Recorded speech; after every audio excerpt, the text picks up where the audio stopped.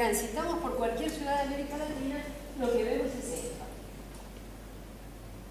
Hábitat autoconstruido y edificios que podemos encontrar en muchos lugares del mundo, más o menos con la misma imagen, hecho por algunas de estas empresas, algunas internacionales, que hacen todos los edificios iguales.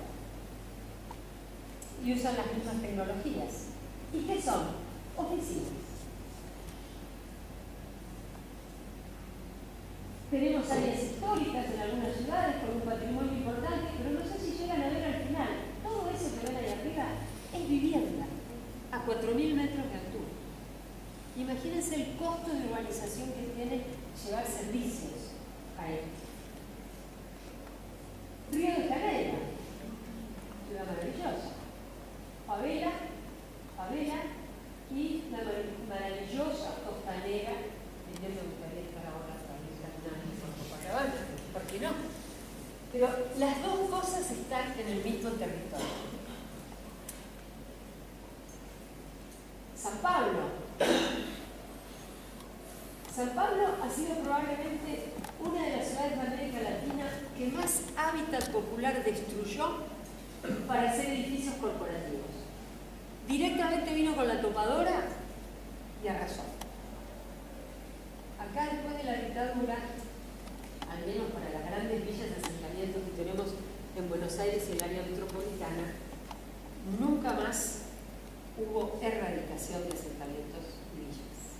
Lo que hay ahora, desde la recuperación democrática, son distintas políticas con aciertos y desaciertos de urbanización.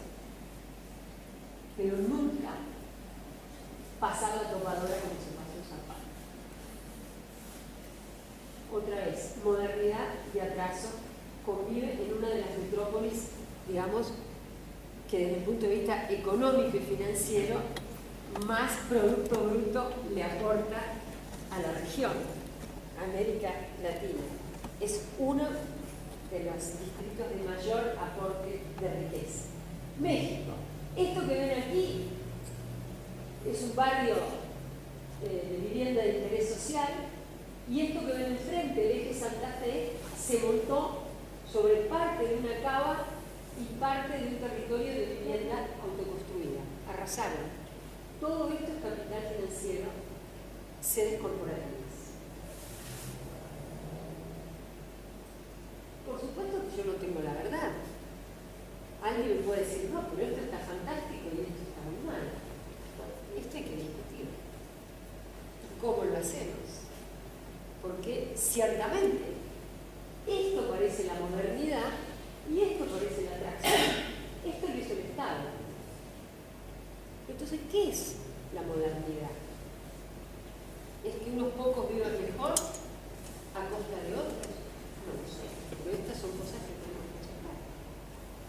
¿A quién no le gusta vivir en una ciudad con buen espacio público, con edificios nuevos? Yo creo que todos tener espacios cuidados, dentro de lo posible tener buena educación, buena salud, pero los recursos son escasos. Entonces, ¿cómo distribuimos esos recursos? ¿Y cómo asignamos esos recursos territorialmente? ¿Qué va en cada lugar? ¿Y para quién? ¿O para quiénes? Son las preguntas que tenemos que respondernos.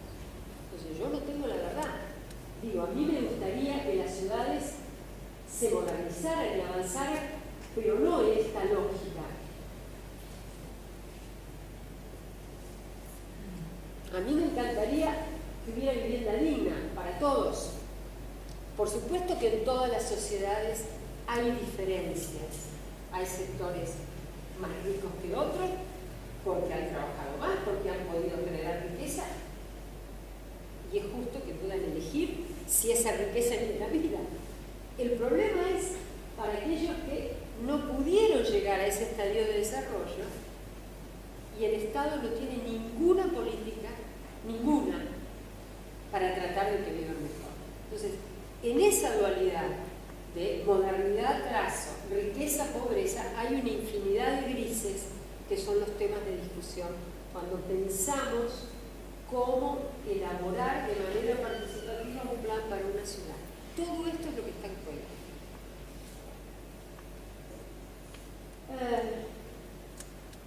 Y acá voy a decir algo que tiene que ver también con nuestros próceres. En la cabeza de muchos próceres estuvo Europa en la mira y con buenas intenciones. Muchos de ellos quisieron que nuestras ciudades se parecieran a las europeas. Entonces hubo un momento de la historia donde decir, no porque Buenos Aires se parece a París o Rosario se parece a tal cosa, o tiene un área europea, era como decir, mirá qué importantes que somos. Y nosotros somos América Latina. Entonces, esa idea de querernos parecer a Europa nos trajo muchos problemas. Primero, de desigualdad, porque no éramos Europa. Y nuestros empresarios, nuestros gobernantes tampoco eran iguales a los de Europa. Entonces, un antropólogo argentino, que es Néstor García Canchini, que hace muchos años que vive en México, él ha acuñado un concepto que a mí me gusta mucho, que es hablar de ciudades híbridas, para hablar de las ciudades de América Latina. Y él tiene un libro muy interesante que es Entrando y saliendo de la modernidad. Es decir, América Latina tiene estos procesos de modernización, de parate, otra ola modernizadora, de parate, y eso constituye el híbrido. Por eso buena parte de las ciudades de América Latina tienen lo que veíamos en las imágenes, tienen cosas del primer mundo y tienen cosas de cuarto mundo. Pero eso somos nosotros, somos América Latina. Pero esto lo dejo para que lo pensemos entre todos. A mí me parece que considerar las especificidades e identidades territoriales de cada una de nuestras ciudades en América Latina, más que una debilidad, para mí es una fortaleza para el desarrollo del potencial de innovación y creatividad. Yo creo que es precisamente el capital humano que hace de América Latina un continente particular, y dentro de América Latina cada uno de los países tiene especificidades que merecen ser atendidas. No es lo mismo cuando nosotros a veces viajamos y son latinoamericanos. No, momento.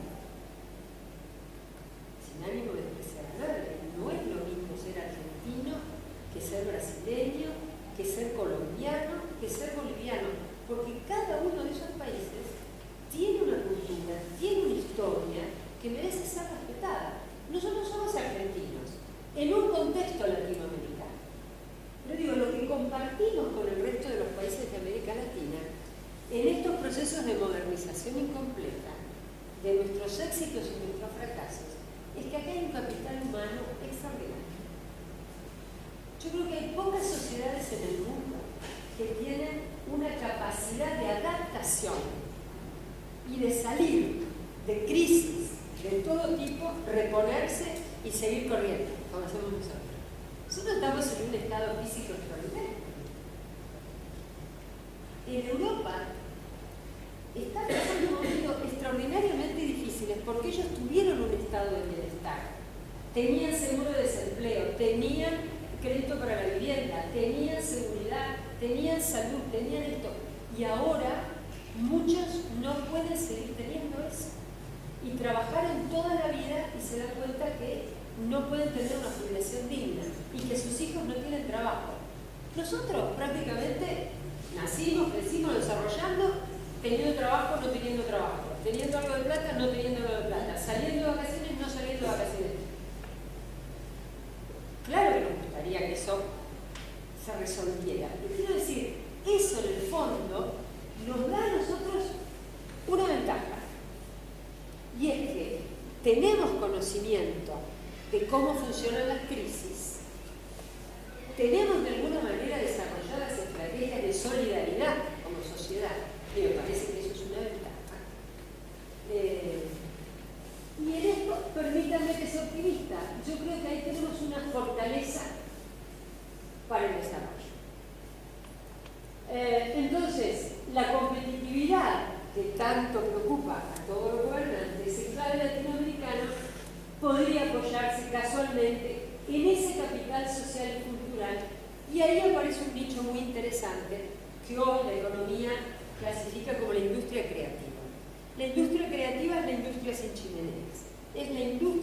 nace de la innovación y del conocimiento. Entonces, esto es una apuesta política importante. Hay experiencias en el mundo de ciudades que estaban al margen de la globalización y al margen de las políticas de su Estado nacional. Por ejemplo, la India. Un día una ciudad como Bangalore, perdida en el medio de un país tan difícil como India, decidió que iba a invertir al menos 10 años en capacitar recursos humanos en tecnologías de la información. Dijo, bueno, si yo tengo que pedir recursos, un préstamo va a ser para crear centros de formación y capacitación, universidades, para crear profesionales en tecnologías de la información. Esa ciudad, Bangalore, conjuntamente con el área del Tennessee Valley en Estados Unidos, en la costa oeste, se han convertido, y en parte Irlanda, en referentes mundiales de la producción de innovaciones tecnológicas, de software, de todo lo que sea innovación en materia de tecnologías de la información. Y como ustedes saben, eso tiene un valor agregado muchísimo más alto que producir una tonelada de soja. No quiero decir con esto que no hay que producir soja, lo que quiero decir es que esta es una decisión política y se apoya en esto, en capital social y cultural. Eso es un desafío que se tiene que construir también políticamente. Bueno, si yo no puedo competir por este lado, voy a intentar competir por este otro, pero lo tengo que planificar. Si no es en el corto plazo, será en el mediano, será en el largo plazo. Pero yo quiero colocarlo de acá a 10 años como un centro de innovación en industria agroalimentaria, de lo que sea, con lo que quiera. Y se puede. Bueno, ¿qué demanda plantea esto a la planificación urbana? Diversas. Por un lado, hay que reconocer que diversas trayectorias industriales exigen actuaciones diferenciadas. Yo quiero decir con esto, no se trata de que vengo, tiro abajo todo lo que hice antes y digo, no, toda esta industria es vieja, ahora tengo que hacer todo esto porque lo que importa es la innovación y el conocimiento. No, hay que hacer un diagnóstico. Por supuesto que hay actividades que necesitan modernización en las tecnologías productivas, en su localización dentro de una ciudad. Todo esto es así. Pero hay que ser muy cuidadoso en cómo se articulan procesos productivos y trayectorias industriales, que fueron las que prevalecieron por lo menos hasta final del siglo XX, con los nuevos modelos productivos que necesitamos pensar y implementar. Entonces, todo proceso de innovación plantea más exigencias y las normas tienen que acompañarlo, las normas de ordenamiento territorial o urbanística y sobre todo las normas ambientales. Hoy nosotros sabemos que no podemos hacer coexistir en un territorio residencia con actividades que afectan la salud de la población. Esto es una cuestión de salud pública. En ningún lugar del mundo esto se permite. Entonces, bueno, eso implica que hay que reacomodar y reorganizar en el territorio aquello que ya no puede estar cerca de la residencia. Yo hace muchos años que estoy trabajando en la cuenca del Riachuelo. Si alguno conoce la ciudad de Buenos Aires, el Riachuelo es una suerte de cloaca a cielo abierto donde desde fines del siglo XVIII se empezaron a localizar las primeras industrias, los saladeros, las fábricas de cebo, etc. Claro, la urbanización estaba muy lejos. Las fábricas se localizaban al borde del río porque ahí no vivía gente. ¿Qué pasó después? Creció la urbanización y llegó al borde del Riachuelo. Entonces, esas industrias, en ese momento no había normas ambientales que le dijeran que usted no se puede localizar. Pero cuando llega la urbanización, si lo que está en juego es la vida de la gente, la salud de la gente, lo que sobra es la industria, no la gente. Estos son los problemas que se plantean con el crecimiento y el desarrollo. Porque tenemos que repensar qué cosas pueden coexistir con la residencia y qué cosas no. Y ahí aparecen nuevas tipologías.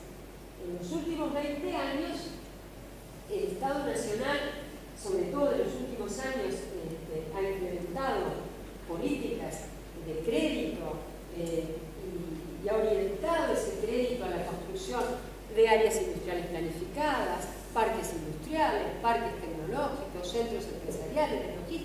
Es decir, hay una infinidad de formatos donde aquellas industrias que no son compatibles con la residencia pueden ir y hay apoyo crediticio, hay apoyo institucional, incluso hay programas de reconversión de mano productiva. Es decir, ha habido una preocupación del Estado en los últimos 10-15 años para que esto sea posible, porque se sabe que no puede convivir estas cosas que afectan a la vida. Entonces, tienen que darse también condiciones, siempre hay una parte que es territorial, buena accesibilidad, buenos servicios, recursos humanos calificados, y esto es un punto importante. Más que la localización, como decíamos antes, lo que importa es que ese capital humano tenga buenas relaciones, que se establezcan solidaridades entre los territorios. Y ahí trabajar conjuntamente en un área mayor, con municipios vecinos, con comunas vecinas, y tener una estrategia con una mirada a largo plazo. Eso es muy importante para que haya movilización e interrelación de agentes locales y haya creación de medios innovadores. En este sentido, para evitar esa economía de monocultivo, hay que tratar de avanzar hacia bases económicas más diversificadas. Cuanto más trabajemos la diversificación en términos de actividades, mayor capacidad vamos a tener en términos productivos y de competitividad. Y todo eso requiere un trabajo que empieza por la planificación del territorio. Acá es fundamental el trabajo interdisciplinario, pero también interinstitucional e interjurisdiccional.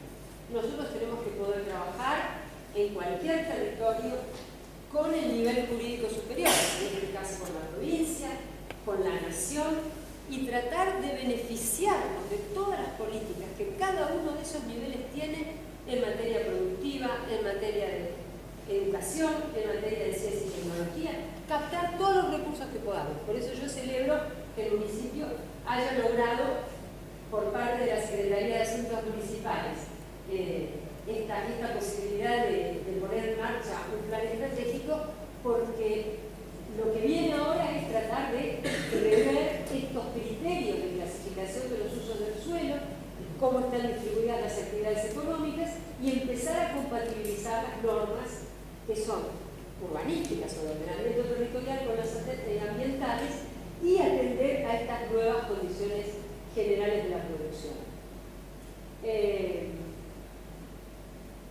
Bueno, avanzar hacia economías del conocimiento es importante, requiere tiempo, pero insisto, esas economías del conocimiento tienen que poder implicarse con esas otras economías industriales que están en el tejido socioproductivo de comunidades como esta. No es que hay que dejar una cosa para empezar otra. Y acá otra vez aparece el tema de la escala.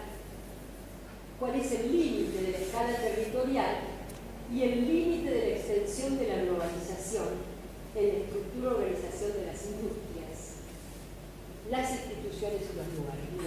No olvidarnos que mientras nosotros estamos tratando de ordenar nuestro territorio, hay en otras escalas territoriales decisiones que, si no estamos atentos, nos pueden hacer fracasar el mejor.